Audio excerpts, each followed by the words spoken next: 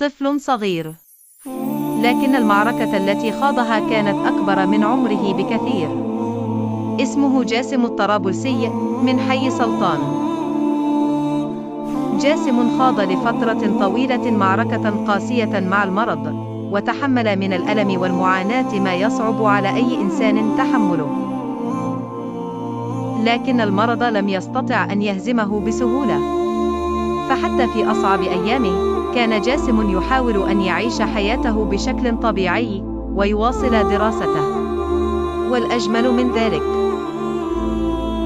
أن جاسما كان دائما من الأوائل في قسمه، بل كان يتصدر فصله دراسيا رغم مرضه ومعاناته. تخيلوا طفلا يواجه المرض من جهة، والدراسة والامتحانات من جهة أخرى، ومع ذلك لم يسمح لجسده المتعب أن يمنع عقله وطموحه من التألق. كان جاسم يقاوم بضحكته الجميلة وبقلبه الكبير وبنفسه الراضية، ولهذا أصبح بالنسبة لمن عرف قصته الجندي الصغير. وخلال رحلة مرضه كانت والدته حليمة إلى جانبه،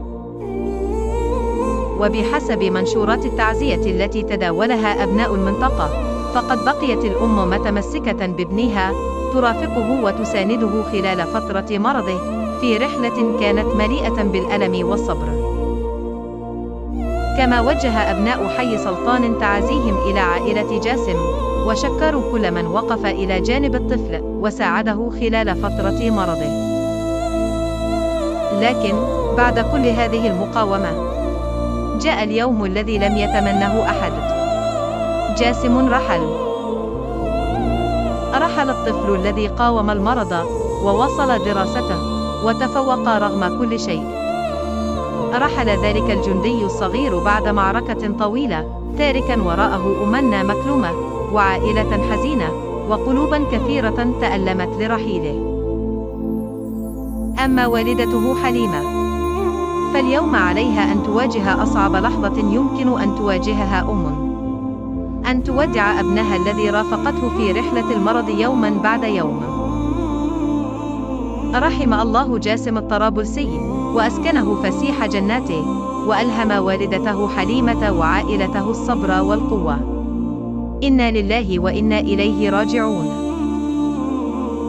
أحيانا يكون الطفل صغيرا في العمر، لكنه يكون كبيرا جدا في صبره وطموحه.